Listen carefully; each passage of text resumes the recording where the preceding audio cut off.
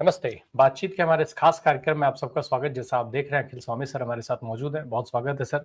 Sir, कई सारे बहुत अहम मुद्दे हैं, चाहे वो H1B वीजा का मुद्दा हो, क्योंकि आपसे जब उसको समझेंगे तो वो एक अलग रूप में सामने आएगा। बहुत सारे लोग बहुत सारी चर्चाएं कर रहे हैं, जिनका उससे कोई लेना देना नहीं, जिसका ना तो इकोनॉमिक्स से कोई लेना देना हो, ना मैनेजमेंट से लेना देना हो, वो भी H1B वीजा के बारे में बात कर ले रहा है। तो हम जरा उस लिहाज से भी आपसे समझेंगे। साथ में जेनजी की बात खूब हो रही है। सुब्रत पाठक साहब की एक चर्चा चल रही है, धमकाने पे उतारू हो गए हैं। उधर मोदी जी के गुजरात दौरे की चर्चा हो रही है। शुरुआत हम गुजरात से ही करते हैं। गुजरात चूंकि एक ऐसा मॉडल स्टेट रहा जिसको बेच करके भारतीय जनता पार्टी, गुजरात को नहीं बेचा, गुजरात के सपनों को बेच करके, सपने दिखा करके भाजपा पूरे देश में सत्ता में आई थी, तमाम राज्यों में सत्ता में आई। तो इस लिहाज से जरा गुजरात अहम है। सर, मोदी जी का गुजरात दौरा एक बार फिर से, इस समय जब देश में भीषण त्रासदी है कई राज्यों में, वैसे समय में अचानक गुजरात का दौरा, रोड शो होना। गुजरात दौरा एक बात है, रोड शो करना, अभी तो गुजरात में कोई चुनाव नहीं है। जरूरत जब पैसे की, पैकेज की, पंजाब को है, हिमाचल को है, उत्तराखंड को है, ऐसे में पैकेज जो है वो गुजरात को मिल रहा है। बिहार में चुनाव है, गुजरात से क्या लगाव है सर? जय संविधान। देखिए राम प्रकाश जी, गुजरात से क्या लगाव है? अरे गुजरात उनका गृह राज्य है और अगर देश के प्रधानमंत्री पद से वो हटे तो गुजरात के मुख्यमंत्री पद को तो अपना मजबूत कर ही लें। देखिए ये होता है कि घर में जब कोई समस्या आती है, आपदा आती है, तो घर में पुताई नहीं कराई जाती, व्हाइट वॉशिंग नहीं कराई जाती। इस समय आप देखिए ये चारों स्टेट में, उत्तराखंड के अंदर, हिमाचल के अंदर, पंजाब के अंदर, जम्मू एंड कश्मीर के अंदर किस प्रकार की त्रासदी आ रही है। वहां कितने रुपए आप दे रहे हैं? 1600-1700 करोड़ रुपए। जो जिस प्रकार से पुल बहे हैं, लोगों के पास खाने को नहीं है, लोगों के पास रहने के लिए नहीं है, मवेशी बह गए हैं, वहां तो 1600 करोड़ रुपए दे रहे हैं और अपने गृह राज्य में आप 1 लाख करोड़ की परियोजनाओं का इनॉग्रेशन कर रहे हैं। देखिए माननीय मोदी जी के साथ समस्या क्या है, वो भूल जाते हैं कि वो देश के प्रधानमंत्री हैं, वो हमारे भी प्रधानमंत्री हैं, वो हरियाणा, उत्तर प्रदेश, बिहार के भी प्रधानमंत्री हैं।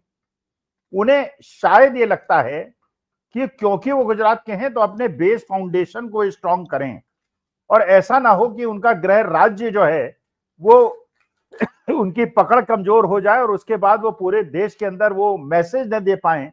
जो इंडस्ट्रीज उन्होंने दिखाई, महाराष्ट्र से गुजरात शिफ्ट कर दी पूरी ज्वेलरी इंडस्ट्री को, लेकिन दूसरी बात अलग, जब ये 50% का टैरिफ लगा तो उस इंडस्ट्री का भी क्या हाल है। तो वहां पे महाराष्ट्र के अंदर बेरोजगारी होती, वो गुजरात के अंदर हो गई। पहले तो उन्होंने महाराष्ट्र से गुजरात के अंदर शिफ्ट किया, बड़े बड़े अपने वहां पे ऑफिसेस खोले, फैक्ट्रीज खोली, और अब ये आपदा ऊपर आ गई। टेक्सटाइल इंडस्ट्री का भी वही हुआ। तो आप अगर उन प्रदेशों की तरफ नहीं देखेंगे और उनके विकास की तरफ नहीं देखेंगे जो पिछड़ गए हैं, भाई पलायन क्यों होता है? बिल्कुल कॉमन सेंस की बात है। बिहार, उत्तर प्रदेश से पलायन इसलिए होता है कि वो इंडस्ट्री नहीं है, और बहुत सारी इंडस्ट्री ऐसी हैं जहां पे आईटी इंडस्ट्री है। लगा दीजिए आप बिहार के अंदर, यूपी के अंदर लगा दीजिए, हब बना दीजिए, पूरा एक आईटी हब बना दीजिए, जैसे हैदराबाद और बेंगलोर के अंदर है आईटी। वहां तो बेंगलोर और हैदराबाद के अंदर इतना ज्यादा कंसंट्रेशन हो गया है कि सड़कों पे चलने की जगह नहीं है। यूपी, बिहार के अंदर तो वो स्थिति नहीं है। तो एक तो समरसता आएगी, पलायन रुकेगा, लोग अपने घर में जो 20,000 रुपए कमाएंगे वो दूसरे प्रदेश के 50,000 रुपए के बराबर होगा। देश की पूरी एक साथ विकास होगा। लेकिन अब आप देखिए पंजाब के अंदर बताया जा रहा है कि जहां पे दूर सदूर पे कोई नहीं पहुंच पा रहा है, वहां पे गुरुद्वारे लंगर खिला रहे हैं और विदेश के जो सिख भाई या हिंदू भाई हैं जो ये दान करते हैं, उन्होंने अपने दान की संख्या बढ़ा दी है। तो मैं तो आप लोगों से भी अपील करता हूं, आपके साथियों से और दर्शक श्रोताओं से भी अपील करता हूं, ये दुख का समय है, इन स्टेट्स के लिए दुख का समय है। पंजाब वो स्टेट है जिन्होंने हमेशा परेशानी में गुरुद्वारे में किसी को खाने से नहीं रोका है, तो उनके लिए दान दें, उनके लिए पैसा दें। वो लोग पूरी कसर नहीं छोड़ेंगे, विदेश में बसे हुए उनके भाई बंद कसर नहीं छोड़ेंगे, लेकिन हमारा भी ये कर्तव्य है कि हम दें। बहुत छोटी सी राशि मैंने दी है और जितनी भरसक मेरी कोशिश होगी मैं करूंगा, क्योंकि हम एक परिवार के सदस्य हैं और वो हमारे परिवार के सदस्य आज की तारीख में तकलीफ में हैं। सर आपने बहुत एक चीज जो शुरू में बोला, वोट चोरी की चर्चा तो गुजरात में भी हो रही है सर। अब आप ये कह रहे हैं कि प्रधानमंत्री बनने के बाद प्रधानमंत्री की अगर कुर्सी चली गई तो गुजरात के मुख्यमंत्री को का पद कम से कम वो सिक्योर कर रहे हैं। लेकिन सर चर्चा तो उनको राष्ट्रपति बनाए जाने की हो रही थी, इसी लिहाज से संविधान संशोधन की बात हो रही थी। हालांकि वो सपना अभी भी शायद छूटा नहीं है, भाजपा ने छोड़ा नहीं है, मोदी जी ने छोड़ा नहीं है कि सारे अधिकार जो है वो बदल करके और राष्ट्रपति के पास रखे जाएं और मोदी जी जो है प्रधानमंत्री के बाद देश के राष्ट्रपति बने। तो क्या राष्ट्रपति बनने की बजाय मुख्यमंत्री बनना पसंद करेंगे मोदी जी? देखिए, सेफ्टी चाहिए, सेफ्टी चाहिए। जैसे एक बड़ा आज के तारीख में कानूनी प्रश्न है, फेसबुक में मैंने डाला था, लोगों ने प्रतिक्रिया दी, कुछ वकीलों ने भी प्रतिक्रिया दी कि क्या ऐसा हो सकता है, भाई मैं तो कानूनविद नहीं हूं, कि जो सीआईडी कर्नाटका ने नोटिस भेजा है और राहुल गांधी ने कहा है 1 हफ्ते के अंदर जवाब दीजिए, अगर ये जवाब नहीं मिलता तो क्या क्या सीआईडी ज्ञानेश कुमार गुप्ता जी को कस्टडी में लेके कस्टोडियल इंट्रोगेशन कर सकती है? आई डोंट नो, मुझे नहीं पता था।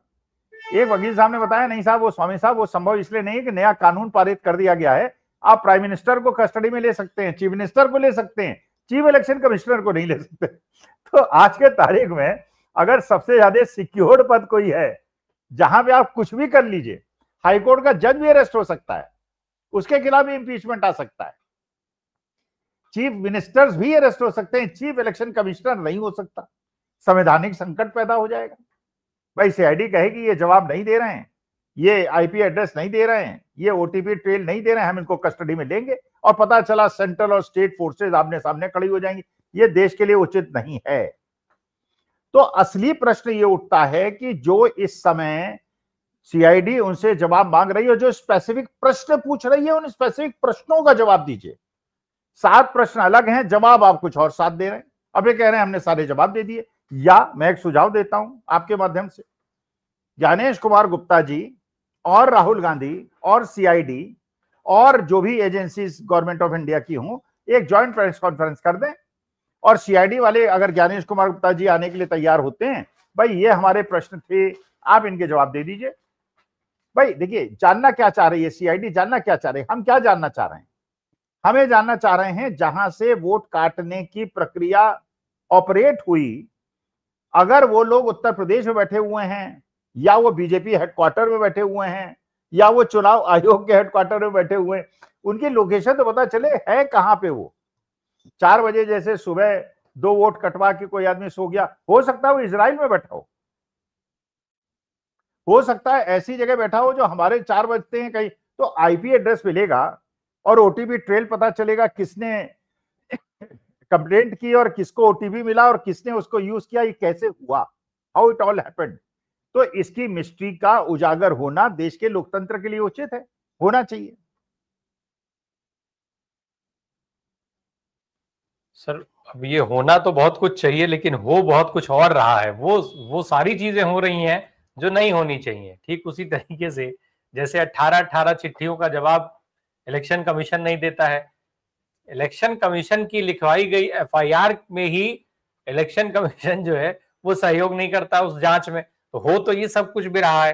हो तो ये भी रहा है कि गुजरात जैसे राज्य में, जहां पर भारतीय जनता पार्टी के विरोध में वहां का व्यापारी वर्ग खड़ा हो, उसी में अब तक का सबसे बड़ी जीत हासिल करने का इतिहास बना लेती है भारतीय जनता पार्टी, उसी गुजरात में।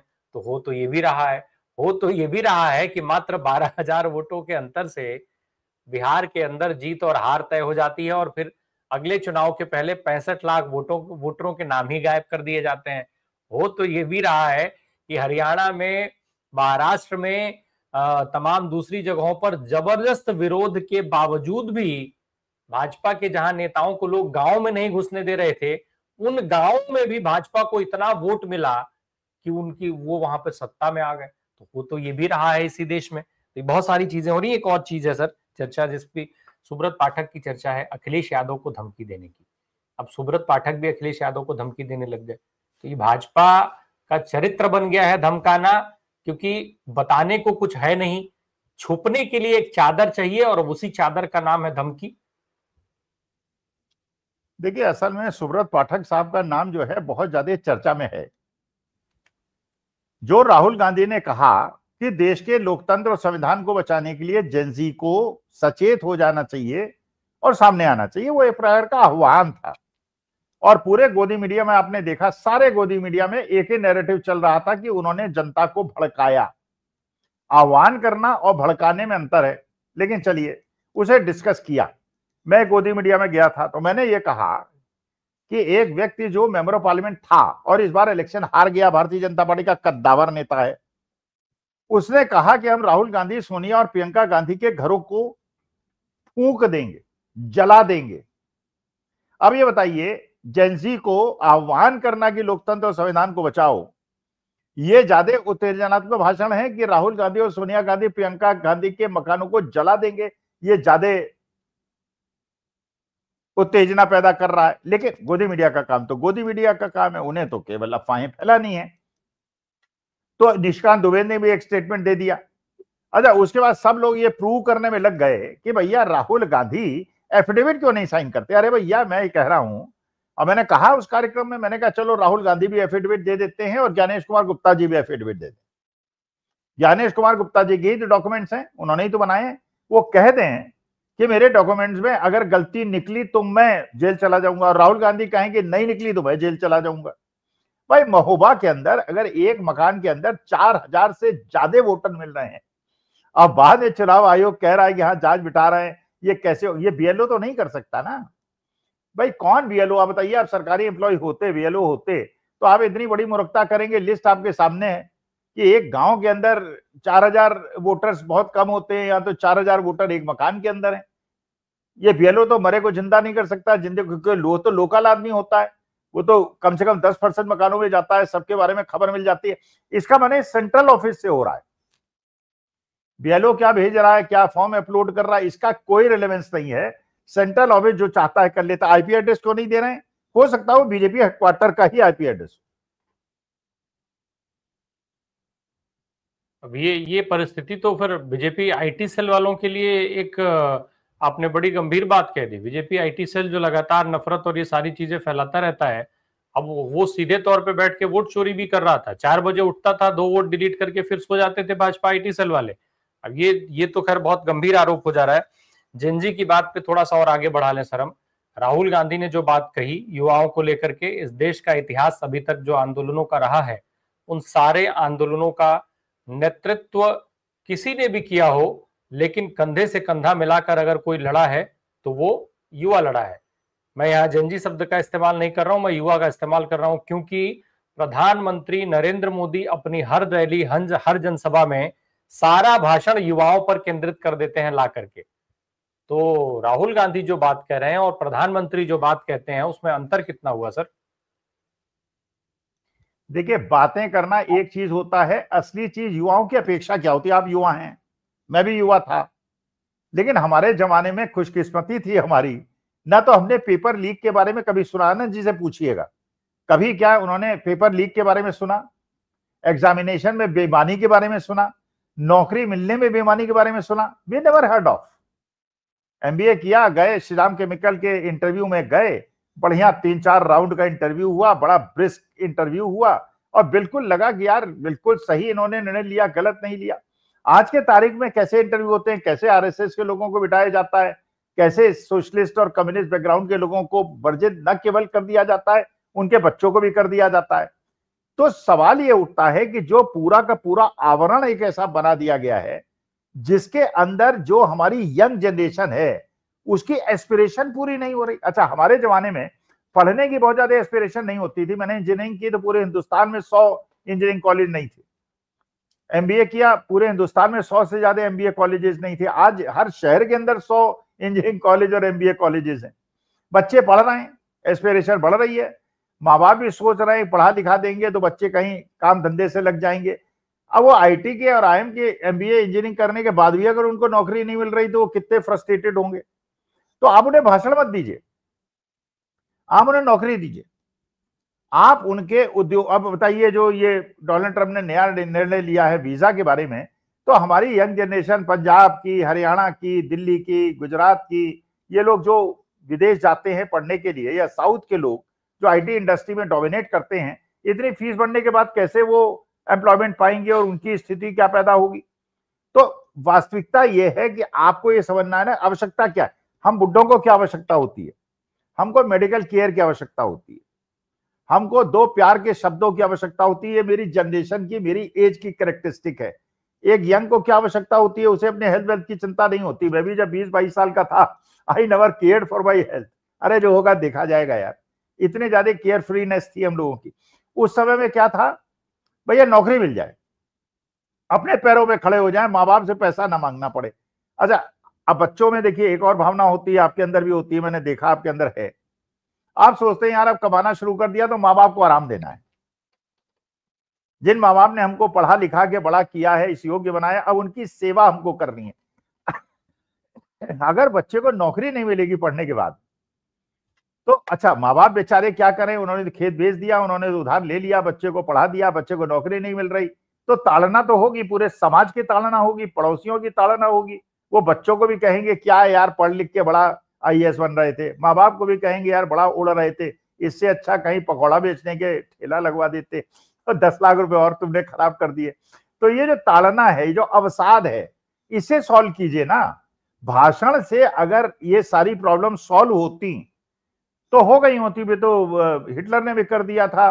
बड़े बड़े वक्ता होते हैं, बड़े बड़े ओरेटर्स होते हैं, लेकिन एटलीस्ट जो लोगों की, बच्चों की अपेक्षाएं हैं। नेपाल के अंदर क्या हुआ, नेपाल के अंदर उन्होंने देखा कि वहां तो बड़े बड़े लोगों के बेटे जो हैं वो करोड़ों की गाड़ियों में घूमते, कोटियों में घूमते।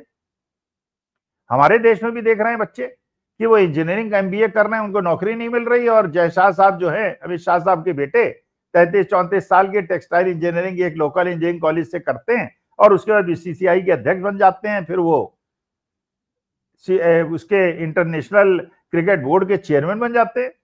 तो अगर इस प्रकार से डिस्क्रिमिनेशन होगा और लोगों को लगेगा कि उनके, और ये फिर ये हुआ, नेपो किड्स कौन है, वो नेपो किड्स जो कि जिनके खिलाफ जेंजी खड़े हुए थे। तो नेपो किड्स तो वही है ना जो कि सिल्वर क्या, गोल्ड क्या, डायमंड स्पून लेके पैदा हुए हैं।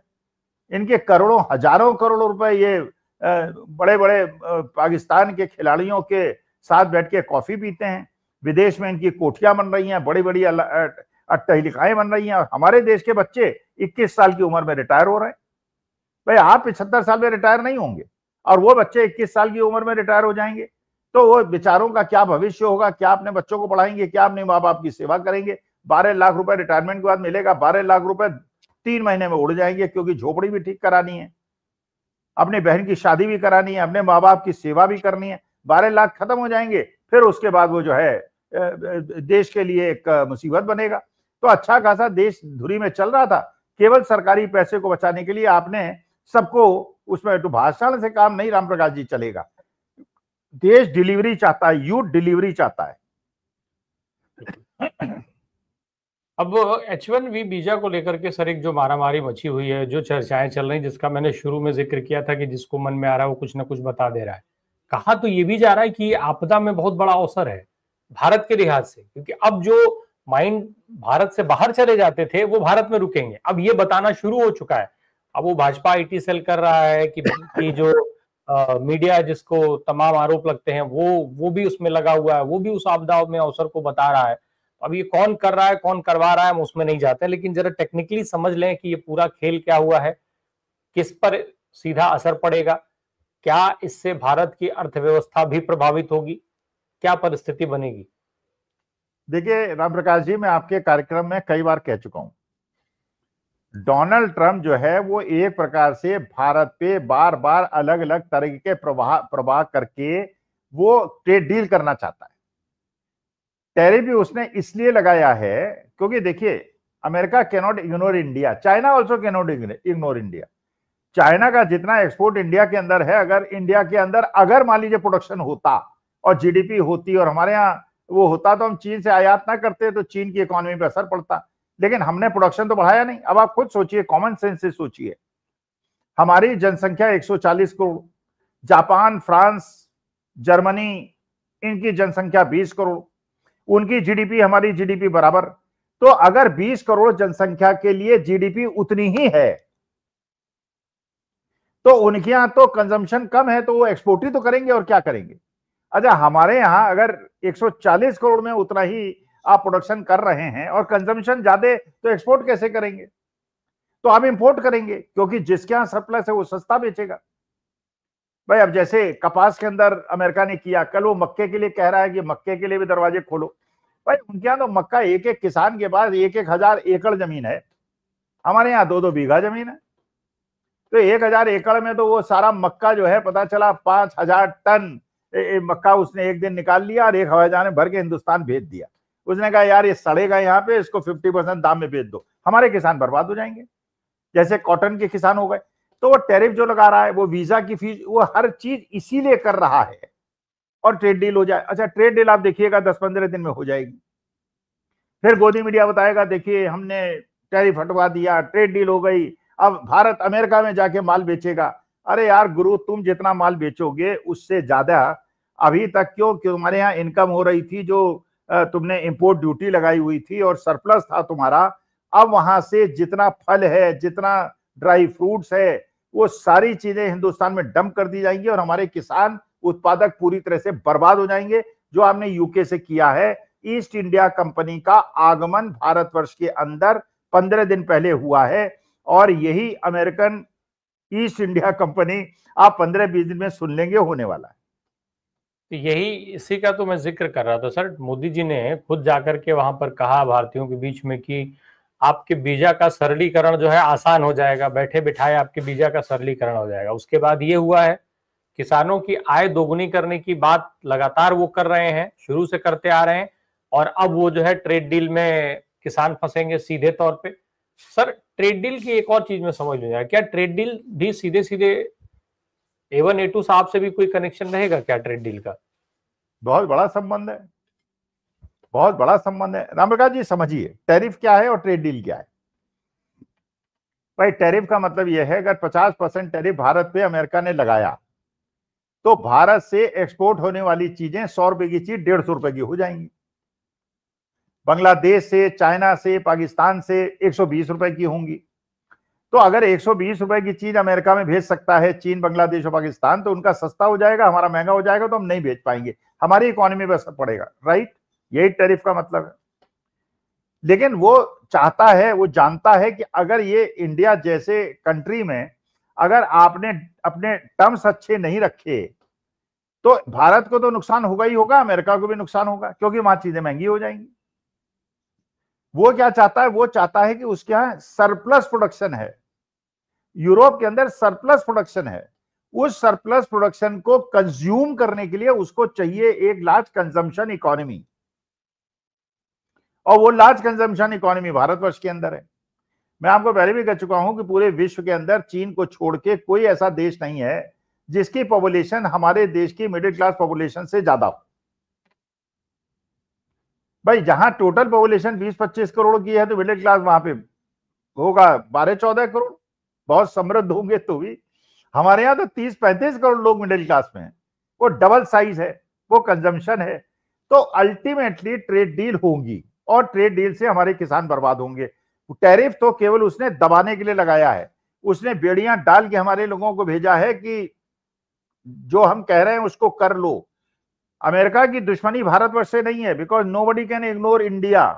उनकी बात यह है, मोदी जी के राष्ट्रीय सेठ अमेरिका के कोर्ट में फंसे हुए हैं, और इस समय मोदी जी को दबा के वो अपने किसानों की और मेक अमेरिका ग्रेट अगेन के नारे को सफल बना सकता है।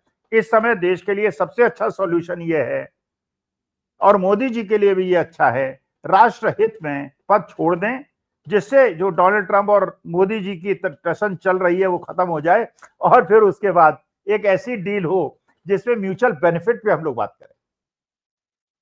बिल्कुल। अब बात यह है कि मोदी जी कितना समझेंगे, कितना मानेंगे, ये बड़ा जरूरी है, क्योंकि मोदी जी जो कुछ भी करते हैं वो सिर्फ भक्तों को लुभाने के लिए करते हैं, और रही सही चीजें जो है वो A1 A2 साहब के लिए कर देते हैं। तो अब उन सारी चीजों में ये कितना फिट बैठता है, ये देखने वाली बात होगी। इन सारी प्रक्रियाओं में देश के लोग कहाँ फिट बैठते हैं, ये देखने वाली बात होगी, क्योंकि भाषण की गुत्थी में जहां पर जो फिट होगा उसी हिसाब से ये सब कुछ चलेगा, ये तय है। मोदी जी इससे नहीं चूकते हैं। बहुत बहुत धन्यवाद सर जी। नहीं, एक रामप्रकाश जी, एक प्रश्न आपने पूछा था, मैं उसका जवाब नहीं दे पाया। कि जो अमेरिका से भारत के अंदर एक्सपोर्ट किया जाएगा, इसमें A1 A2 कैसे अपीयर करते हैं? अरे A1 A2 ही अपीयर करते हैं। जैसे चाइना से जो माल इंपोर्ट होता है, छोटे मोटे पूंजीपति आज हिंदुस्तान के जितने देखिए सब ट्रेडर बन गए हैं। चाइना से लाते हैं 50% दाम पे, उस पर अपनी मोहर लगाते हैं, 20% ऐड करते हैं और बेच देते हैं सस्ता। अब ये सारी चीजें जो इंपोर्ट होंगी विदेश से, कौन इंपोर्ट करेगा? A1 A2। तो ये इंपोर्टर्स बन जाएंगे, उसमें पैसा कमाएंगे। तो फायदा तो A1 A2 को होगा, नुकसान देश को होगा, देश के किसानों को होगा, लेकिन A1 A2 को कोई नुकसान नहीं हुआ, इनकी आमदनी और बढ़ जाएगी। इनके इंपोर्ट भी यही करेंगे, वेयर हाउस इनका बना हुआ ऑलरेडी तैयार है, जो कृषि कानून लाने से पहले बनवा लिया गया था। तो माल रखने की जगह इनके पास ऑलरेडी है, डंप करेंगे ये। डंपिंग यार्ड का किराया भी इनको अलग से हो सकता है मिल जाए, तो इनके लिए सारे द्वार खोले जाएंगे।